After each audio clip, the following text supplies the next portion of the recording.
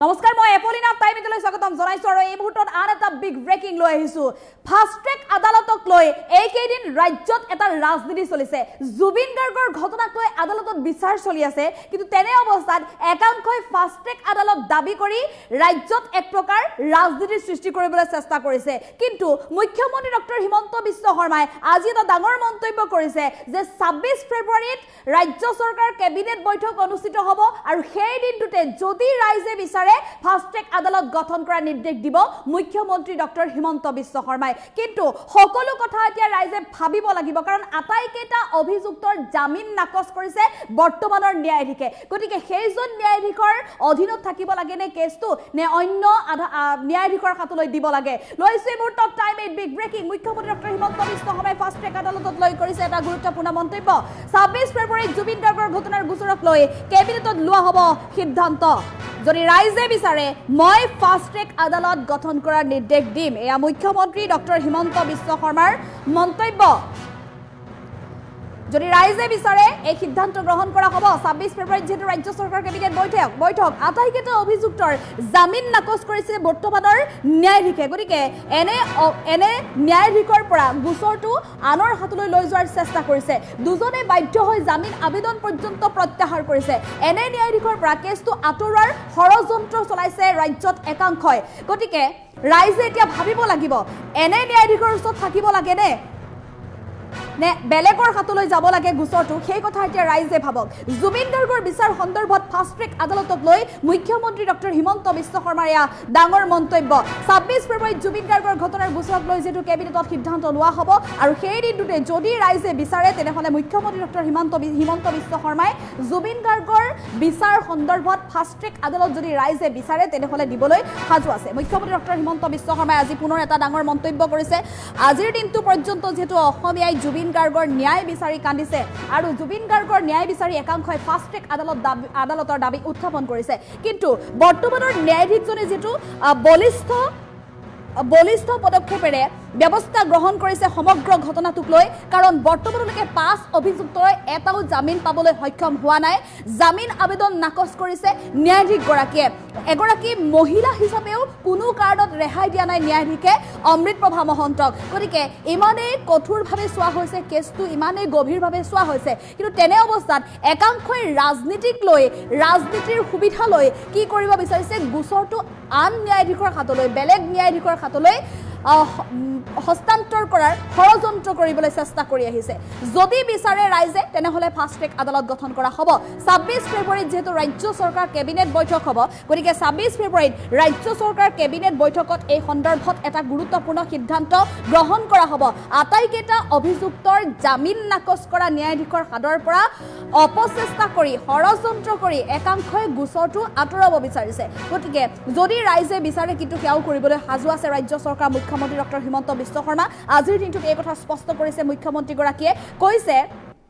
যে এইকেইদিন জুবিন গাৰ্গৰ ঘটনাক লৈ যি আদালতৰ মজিয়াত বিচাৰ চলি আছে এই আদালতৰ মজিয়াত চলি থকা বিচাৰক লৈ ফাষ্ট ট্ৰেক আদালত গঠন কৰিব লাগে বুলি দাবী উত্থাপন কৰিছে ফাষ্ট ট্ৰেক আদালতক লৈ এটা ৰাজনীতি চলিছে ৰাজ্যত গতিকে যি আটাইকেইটা অভিযুক্তৰ জামিন নাকচ কৰা ন্যায়াধীশ সেইজন ন্যায়াধীশৰ পৰা অপচেষ্টা কৰি কেছটো আঁতৰোৱাৰ চেষ্টা কৰিছে যিজন ন্যায়াধীশে মহিলা বুলিও ৰেহাই দিয়া নাই অমৃতপ্ৰভা মহন্তক যিজন ন্যায়াধীশৰ সবল বা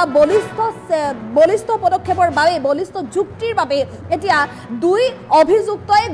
জামিন আবেদন প্ৰত্যাহাৰ কৰিবলৈ বাধ্য হৈছে তেনে এজন ন্যায়াধীশৰ হাতৰ পৰা এই কেছটো আঁতৰাবলৈ ষড়যন্ত্ৰ কৰি আছে ইয়াৰ আঁৰৰ উদ্দেশ্য কি সেই কথাও এতিয়া সকলোৱে বুজি উঠিছে মুখ্যমন্ত্ৰীগৰাকীয়ে আজি এই কথা স্পষ্ট কৰিছে যে মুখ্যমন্ত্ৰীয়ে সদায় ৰাইজৰ কথা মতে চলে ৰাইজে যি কয় মুখ্যমন্ত্ৰী ডক্টৰ হিমন্ত বিশ্ব শৰ্মাই তাকেই কৰে গতিকে যদি মুখ্যমন্ত্ৰীয়ে বিচাৰে তেনেহলে সেই কামো কৰিবলৈ সাজু আছে মুখ্যমন্ত্ৰী ডক্টৰ হিমন্ত বিশ্ব শৰ্মা আজিৰ দিনটোত এয়া গুৰুত্বপূৰ্ণ মন্তব্য কৰিছে জুবিন গাৰ্গৰ বিচাৰ সন্দৰ্ভত আদালতত চলি থকা বিচাৰ সন্দৰ্ভত ফাষ্ট ট্ৰেক আদালতক লৈ যি সময়ত ৰাজ্যত চলিছে সেই বিষয়টোক লৈ মুখ্যমন্ত্ৰী ডক্টৰ হিমন্ত বিশ্ব শৰ্মাই কৰিছে ডাঙৰ মন্তব্য আমি এই মুহূৰ্তত মুখ্যমন্ত্ৰী ডক্টৰ হিমন্ত বিশ্ব শৰ্মাৰ সেই গুৰুত্বপূৰ্ণ মন্তব্য আগবঢ়াবলৈ চেষ্টা কৰিম আমি 26 তাৰিখে কেবিনেটত সিদ্ধান্ত ল'ম মইতো ৰাইজৰ মতে চলো ৰাইজে বিচাৰিলে 26ত মই ফাষ্ট ট্ৰেক দি দিম এইকেইদিন ফাষ্ট ট্ৰেক কোৰ্টক লৈ এটা ৰাজনীতি কৰি আছে প্ৰথম কথা, বৰ্তমান যিজন ন্যায়াধীশৰ তাত গোচৰটো চলি আছে তেখেতে প্ৰত্যেকখন জামিন নাকচ কৰিছে। দুজনে বাধ্য হৈ জামিনৰ আবেদন উইথড্ৰ কৰিছে আৰু 3খন জামিনৰ আবেদন এইগৰাকী ন্যায়াধীশে ৰিজেক্ট কৰিছে। এতিয়া জুবিনৰ গোচৰটো এইগৰাকী ন্যায়াধীশৰ পৰা আঁতৰাই লৈ যোৱাৰ এটা ডাঙৰ প্ৰস্তুতি চলিছে। যিগৰাকী ন্যায়াধীশে 3গৰাকীকৈ অভিযুক্তৰ জামিন আবেদন নাকচ কৰিছে 4 মাহ 5 মাহ পিছতো, সেইগৰাকী ন্যায়াধীশৰ তাত গোচৰটো থাকিব লাগে নে বেলেগৰ তাত যাব লাগে? এই দিশটোৰ ক্ষেত্ৰতো আমি 26 তাৰিখে কেবিনেটত সিদ্ধান্ত ল'ম। কিন্তু আমি পিছুৱাই থকাৰ মূল কাৰণটোৱে আছিল যে যিকোনো ন্যায়াধীশেই পুলিচ চিকিউৰিটি দুজনক অন্ততঃ জামিন দিলে, যিকোনো ন্যায়াধীশেই মহিলা বুলি কি নাম আছিল তেখেত অমৃত প্ৰভাক জামিন দিলে। এইগৰাকী ন্যায়াধীশে বলিষ্ঠভাৱে 3টাকৈ জামিনৰ আবেদন নাকচ কৰিছে আৰু ভয়তে শ্যাম কানু আৰু সিদ্ধাৰ্থই জামিনৰ আবেদন উইথড্ৰ কৰিছে। এতিয়া সেইগৰাকী ন্যায়াধীশৰ পৰা কেছটো আঁতৰাবৰ কাৰণে এটা হাৱা নিৰ্মাণ কৰা হৈছে। মইতো ৰাইজৰ মতে চলোঁ, ৰাইজে বিচাৰিলে 26ত মই ফাষ্ট ট্ৰেক দি দিম। কিন্তু তাৰ পিছত যিখিনি ঘটনা হ'ব, সাধাৰণতে ইমান ডাঙৰ সিদ্ধান্ত আপোনালোকে বাতৰি কাকতত কোনেও লিখা নাই যে জুবিনক ন্যায় দিয়াৰ ৰাস্তাত 3টাকৈ বেইল এপ্লিকেশ্যন বৰ্তমানৰ জাজজনে ৰিজেক্ট কৰিছে। আৰু যিজন জাজে ইমান কঠোৰ স্থিতি লৈছে সেইজন জাজৰ পৰা এতিয়া গোচৰটো আঁতৰোৱাৰ কাৰণে চব লাগি আছে। আমি কি অনুৰোধ কৰিব লাগে যে এইগৰাকী জাজে ডে টু ডে হিয়াৰিং কৰক। কিন্তু একচাম লাগি গ'ল যে এইগৰাকী জাজৰ পৰা গোচৰটো গুচাই দিব লাগে যাতে বেলেগ এখন কোৰ্ট হয়। তাৰমানে ইলেকশ্যনৰ আগতে এইগৰাকী জাজেতো জামিন নিদিয়ে, বেলেগ এগৰাকী জাজৰ তাত কেছটো যাওক আৰু জামিন এটা হওক, তেতিয়া মোক যাতে আক্ৰমণ কৰিব পাৰে। এইবিলাক সব ফুল ফ্লেজেড জুবিনৰ নামত ৰাজনীতি। আমি 26 তাৰিখে কেবিনেটত সিদ্ধান্ত ল'ম। মইতো ৰাইজৰ মতে চলোঁ, ৰাইজে বিচাৰিলে 26ত মই ফাষ্ট ট্ৰেক দি দিম। এইকেইদিন ফাষ্ট ট্ৰেক কোৰ্টক লৈ এটা ৰাজনীতি কৰি আছে। প্ৰথম কথা, বৰ্তমান যিজন ন্যায়াধীশৰ তাত গোচৰটো চলি আছে তেখেতে প্ৰত্যেকখন জামিন নাকচ কৰিছে। দুজনে বাধ্য হৈ জামিনৰ আবেদন উইথড্ৰ কৰিছে আৰু 3খন জামিনৰ আবেদন এইগৰাকী ন্যায়াধীশে ৰিজেক্ট কৰিছে। এতিয়া জুবিনৰ গোচৰটো এইগৰাকী ন্যায়াধীশৰ পৰা আঁতৰাই লৈ যোৱাৰ এটা ডাঙৰ প্ৰস্তুতি চলিছে। যিগৰাকী ন্যায়াধীশে 3গৰাকীকৈ অভিযুক্তৰ জামিন আবেদন নাকচ কৰিছে 4 মাহ 5 মাহ পিছতো,